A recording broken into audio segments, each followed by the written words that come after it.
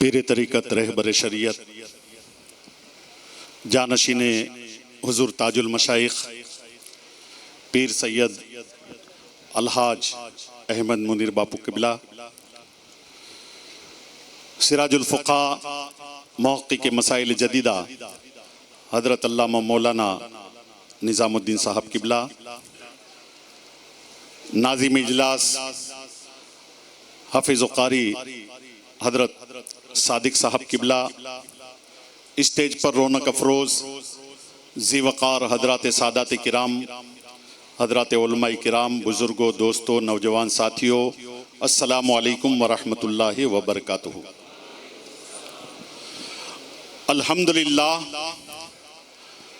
अल्हम्दुलिल्लाहिल्लज़ी अब्दअल अफ़लाक वल अर्दीन वस्सलातु वस्सलामु अला मन कान नबिय्युम व आदमु बैनल माइ वत्तीन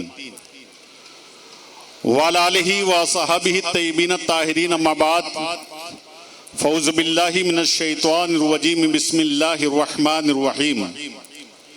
इन्नस सलाता तन्हा अनिल फ़हशाइ वल मुनकर, सदक़ल्लाहु मौलाना अज़ीम व सदक़ रसूलुहुन नबियुल अमीनुल मतीनुल करीम व नहनु अला ज़ालिका लमिनश शाहिदीन व शाकिरीन वल्हम्दुलिल्लाहि रब्बिल आलमीन। आइए हमरा मिलकर दोनों जहां के ताजदार मालिक व मुख्तार शफीउल मुज़नबीन अनीसुल गरीबीन मुरादुल मुश्ताकीन ताहा व यासीन हुजूर रहमतुल लिल आलमीन हुजूर सरापा नूर अहमद मुस्तफ़ा मोहम्मद मुस्तफ़ा सल्लल्लाहु ताला अलैहि वसल्लम की बारगाह में हदिया दरूद सलाम पेश फरमाए और पढ़े अल्लाहुम्मा सल्ली अला सैयदना व मौलाना मुहम्मदिन व बारिक वसल्लिम सलातु व सलाम अलैका या रसूल अल्लाह। एक बार बारगाह रसूल में बुलंद आवाज से दरूद पाक का नजराना पेश करे और पढ़े अल्लाहुम्मा सल्ली अला सैयदना व मौलाना मुहम्मदिन व बारिक वसल्लिम सलातु व सलाम अलैका या रसूल अल्लाह सल्लल्लाहु ताला अलैहि वसल्लम। पीर तरीक़त रहबर शरीयत गौहरे सादात ताजुल मशाइख हजरत सैयद पीर अलहाज दादा बापू कादरी रहमतुल्लाह ताला अलैह के पहले उर्से पाक की तकरीब में हम और आप यहाँ पर हाजिर हैं। मैं आप लोगों को पहले उर्स के मौके पर सैयदी सरकार क़िबला अलहाज दादा बापू के फैजान से आप माला माल हो, ऐसे स्टेज के जिम्मेदार सादात किराम बिलखुसूस जानशीन हुजूर दादा बापू की तरफ से दुआ देता हूं कि अल्लाह तबारक व ताला आप सबको दादा बापू के फैजान से माला माल फरमाए। ये उर्स के मौके पर मिलाद मुस्तफ़ा की महफिल है, जिक्र मुस्तफ़ा की महफिल है। आपको रोका जा रहा है इस महफिल में ठहर जाओ, मगर आओ मदीने वाले आका से पूछो, ऐ मदीने वाले ताजदार, आपकी महफिल का वकार क्या है, आपकी महफिल का एहतराम क्या है? तो नबी इरशाद फरमाते हैं, इस हदीस के दो रावी हैं, हजरत अबू हुरैरा रदी अल्लाह ताला अन्हु और हजरत अबू सईद खुदरी रदी अल्लाह ताला अन्हु। ये दोनों रवायत फरमाते हैं कि अल्लाह ताला ने तमाम फरिश्तों के अलावा फरिश्तों की एक ऐसी जमात पैदा की है जो फरिश्तों की जमात जमीन पे घूमती रहती है और जहां पर अल्लाह के चंद बंदे बैठ करके अल्लाह का जिक्र करते हैं, वहां पर ये फरिश्ते उस महफिल को घेर लेते हैं और जब जिक्र की महफिल खत्म होती है, दरबार खुदाबंदी में फरिश्ते हाजिरी देते हैं। मौला इरशाद फरमाता है, ऐ मेरे फरिश्तों तुम कहां थे? हालांकि रब्बुल इज्जत जानता है। फरिश्ते अर्ज करते हैं, या मौला हम वहां थे जहां पर तेरे चंद बंदे बैठ करके तेरा जिक्र कर रहे थे। मौला इरशाद फरमाता है, क्या उन बंदों ने मुझे देखा है जो मेरा जिक्र कर रहे थे? फरिश्ते अर्ज करते हैं, या अल्लाह नहीं। मौला इरशाद फरमाता है, अगर वो मुझे देख लेते तो उनकी हालत क्या होती? फरिश्ते अर्ज करते हैं, या अल्लाह अगर तेरे बंदे तुझे देख लेते तो सुबह को तुझे याद रखते, शाम को तुझे याद रखते, खलवत में तुझे याद रखते, जलवत में तुझे याद रखते, अंजुमन में तुझे याद रखते, महफिल में तुझे याद रखते, बयाबान में तुझे याद रखते, खानका में तुझे याद रखते। मौला इरशाद फरमाता है, ऐ मेरे फरिश्तों वो वो क्या कह रहे थे? फरिश्ते अर्ज करते हैं या अल्लाह, वो जहन्नम से पनाह मांग रहे थे, अपने गुनाहों की माफी मांग रहे थे। मौला इरशाद फरमाता है क्या उन लोगों ने जहन्नम को देखा है? फरिश्ते अर्ज करते हैं या अल्लाह नहीं। मौला इरशाद फरमाता है अगर मेरे बंदे जहन्नम को देख लेते तो उनकी हालत क्या होती? फरिश्ते अर्ज करते हैं या अल्लाह, अगर तेरे बंदे जहन्नम को देख लेते तो तेरे खौफ से रोते रहते, तेरे डर से रोते रहते, वो कभी गुनाह करते ही नहीं, उनके कदम गुनाह की तरफ बढ़ते ही नहीं। मौला इरशाद फरमाता है ए मेरे फरिश्तों, वो तलब क्या कर रहे थे? वो तलब क्या कर रहे थे? फरिश्ते अर्ज करते हैं या अल्लाह, उससे वो तुझसे तेरी जन्नत तलब कर रहे थे, मग़फ़िरत चाह रहे थे। मौला इरशाद फरमाता है क्या उन लोगों ने जन्नत को देखा है? फरिश्ते अर्ज करते हैं या अल्लाह नहीं। मौला इरशाद फरमाता है अगर वो जन्नत को देख लेते तो उनकी हालत क्या होती? फरिश्ते अर्ज करते हैं या मौला, ए मौला, अगर तेरे बंदे जन्नत को देख लेते तो फिर वो अल्लाहू अल्लाहू अल्लाहू अल्लाहू ही करते रहते, वो कभी गुनाह करते ही नहीं। आप जब नारा लगाते हो नाराए तकबीर, बोलिए नाराए तकबीर, नाराए रिसालत, तो आप सोचते हो कि उलमा सिर्फ रस्मन इस नारे को रानून करवाया करते हैं। लेकिन आओ पूछो सुल्तान सलाहुद्दीन अय्यूबी फातेह यरूशलेम से, ऐ सुल्तान सलाहुद्दीन अय्यूबी, तुम बताओ इस नारे की हकीकत को।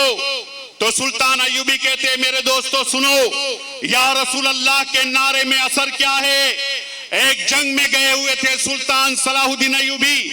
उस जंग में जब तमाम मुजाहिदीन जंग से फारिग हो गए, नमाज जोहर का टाइम हो गया, एक मुअज्जिन ने अजान दी। अजान के बाद जब जमात करीब हो गई कि अब कायम होने वाली हो, तो एक मुअज्जिन तस्बीह पुकारने के लिए खड़े हुए। उन्होंने कहा अस्सलातु वस्सलामु अला इमामी ज़ाहिर। सुल्तान सलाहुद्दीन अय्यूबी से पहले जब लोग जमात करीब होती थी कि अब कायम होने वाली हो, तो तकबीर से पहले तस्बीह पुकारा करते थे अस्सलातु वस्सलामु अला इमामी ज़ाहिर।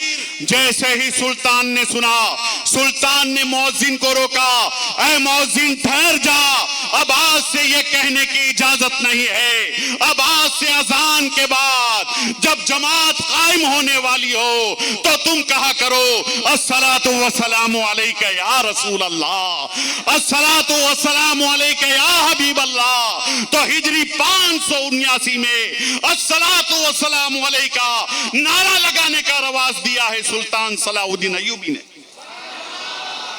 आओ या रसूल अल्लाह के नारे पर शिर्क और बिदअत का फतवा लगाने वालों, लगाओ सुल्तान सलाहुद्दीन अय्यूबी पर।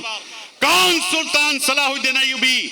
जिन्होंने बैतुल मुक़द्दस को फतेह किया, वो सुल्तान सलाहुद्दीन अय्यूबी जिसने यरूशलेम के किले पर झंडा गाड़ा था और ऐलान किया था ऐ मेरी फौज के जवानों, जब तक तुम्हारी जुबान पर या रसूल अल्लाह का नारा होगा, ये जमीन तुम्हारे कदमों को फतह कामरानी के लिए बोसा देती रही।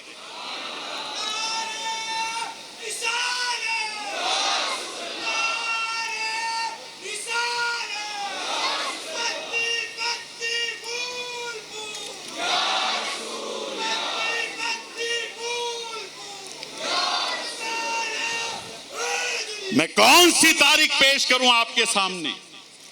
आओ इसी भारत की सरजमीन पर जिस पे सबसे पहला मुजाहिद इस्लामी नौजवान हजरत मोहम्मद बिन कासिम, जिसने राजाओं के खिलाफ, जुल्म बर्बरियत के खिलाफ लड़ने के लिए पहला इस्लामी दस्ता लेकर के जब समंदर को पार करके दीबल आता है, मोहम्मद बिन कासिम 17 साल का नौजवान पहुंचता है। दिन भर तलवार चला देते हैं मुजाहिदीन, और जब सारे लोग मगरिब की नमाज अदा कर लेते हैं, मगरिब की नमाज अदा करने के बाद सुल्तान मोहम्मद बिन कासिम ने अपने फौज के बहादुरों से कहा देखो ईशा का टाइम हो गया है, अब मैं हुक्म देता हूं कि फराइज अदा करने के बाद जाओ सबके सब अपने खैमों में आराम करो। जब सारे लोग नमाज पढ़ चुके, हजरत मोहम्मद बिन कासिम भी जब ईसा की नमाज पढ़ लेते हैं, ईसा की नमाज पढ़ने के बाद सुल्तान मोहम्मद बिन कासिम ने सोचा, जो मेरी फौज के बहादुर दिन भर तलवार चला रहे हैं, मैं देखूं रात की तारीकी में अपने खैमों में वो क्या कर रहे हैं। सुल्तान मोहम्मद बिन कासिम जब फौज के खैमों का मुलाहिजा करने निकलते हैं और खैमों का मुलाहिजा करते हैं तो देख करके हैरान रह जाते हैं कि जो मुजाहिद दिन भर तलवार चला रहा, रात की तारीकी में अपने खैमे में बैठ करके कुरान की तिलावत कर रहा है, अपने मौला को याद कर रहा है, रसूल पर दरूद पढ़ रहा है, तो ललकारा था मोहम्मद बिन कासिम ने, ऐ मेरी फौज के नौजवानों, अगर तुम दिन के गाजी बने और रात के आबिद बने तो ये सरजमीन तुम्हारी होगी, फतो कामरानी तुम्हारी होगी। नमाज फज्र अदा करने के बाद सुल्तान मोहम्मद बिन कासिम अपने फौजियों को मैदान जंग में जाने के लिए तैयारी का हुक्म देते हैं। तमाम मुजाहिदीन तैयारी में लगे हुए हैं कि क्या देखते हैं कि घोड़े पर सवार होकर के एक 18 साल की खूबसूरत कन्या, एक 18 साल की खूबसूरत लड़की खैमों के दरमियान चली जा रही है। लोगों ने समझा कि ये कोई जासूसा लड़की होगी जो आई होगी, लोग दरगुजर कर गए।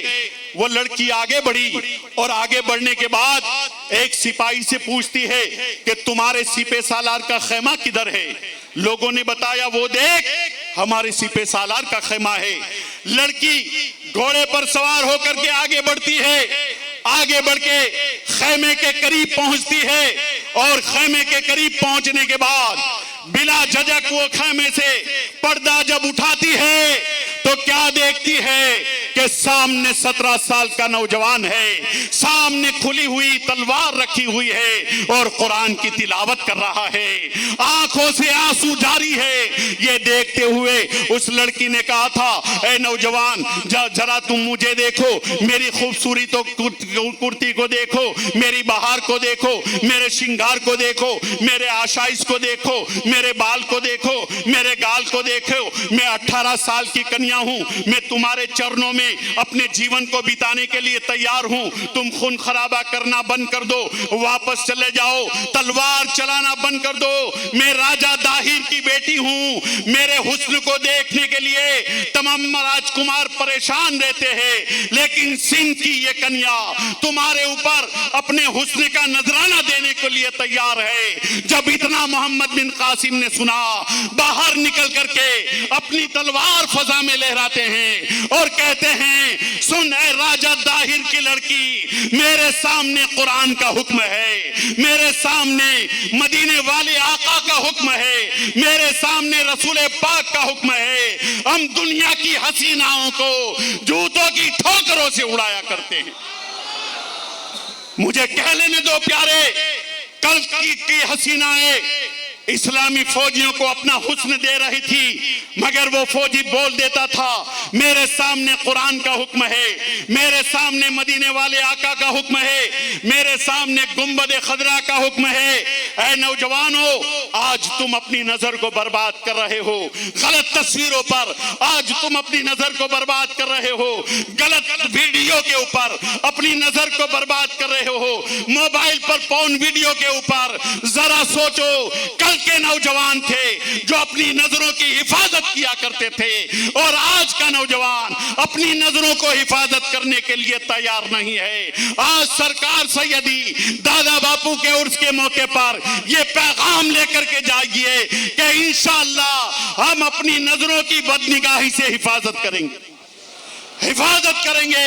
ऐ नौजवान, जरा गौर करो। इसीलिए मैं कभी कभी कहा करता हूं, अगर तुम 17 साल के नौजवान हो तो मोहम्मद बिन कासिम की तारीख पढ़, अगर तू 27 साल का नौजवान है तो महमूद गजनवी की तारीख पढ़, अगर तू 42 साल का मुजाहिद है तो शाहबुद्दीन गौरी की तारीख पढ़, अगर तुम 56 साल के मुजाहिद हो तो औरंगजेब आलमगीर की तारीख पढ़। और कभी कभी कहता हूं, ऐ नौजवान, अली की जुल्फकार ले, अली की जुल्फकार ले, अली की जुल्फकार ले, उमर का इख्तिदार ले, हसन का एतबार ले, हुसैन का शार ले, वकार ले, करार ले, मुजाहिदी कतार ले, हरीमे काबा थाम ले, मोहम्मदी कमान ले।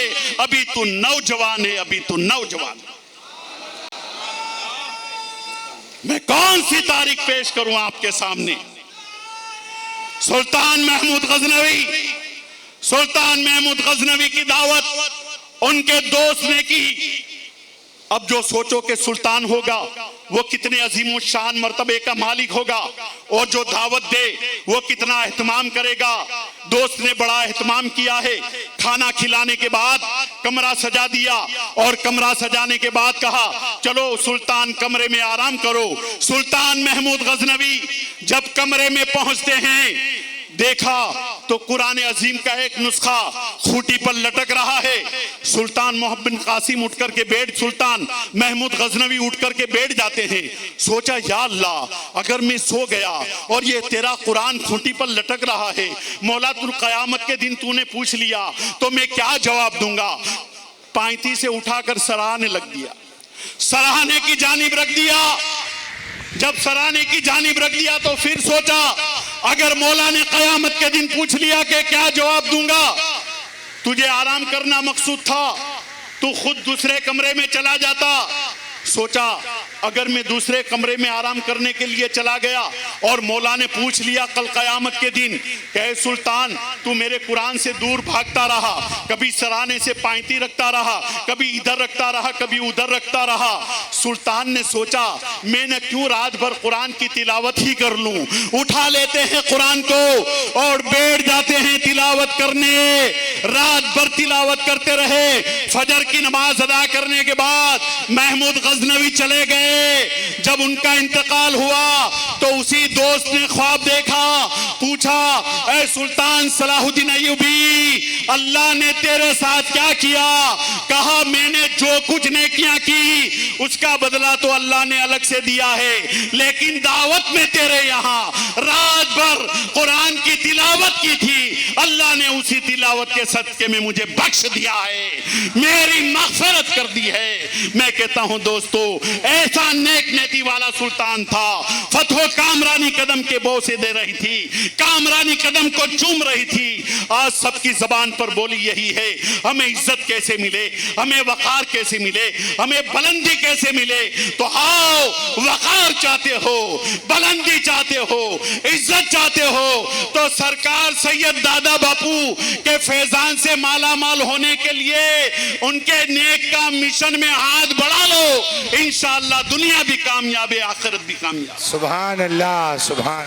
दादा बापू के मिशन से लग जाओ, जानशीने दादा बापू के मिशन से लग जाओ, उनसे वाबस्ता हो जाओ। इंशाअल्लाह सैयदी सरकार दादा बापू तो इधर उधर की बात है, बल्कि जो भी आया महफिल में बैठा हुआ है अल्हम्दुलिल्लाह नेक का मिशन में कोई जुड़ा हुआ है, कोई दूसरे जितनी एक्टिविटी से उसमें जुड़े हुए हैं। दीनी तालीम के सिलसिले में आगे है, दुनियावी तालीम के सिलसिले में बात हो रही है, मसाइल के सिलसिले में बात हो रही है।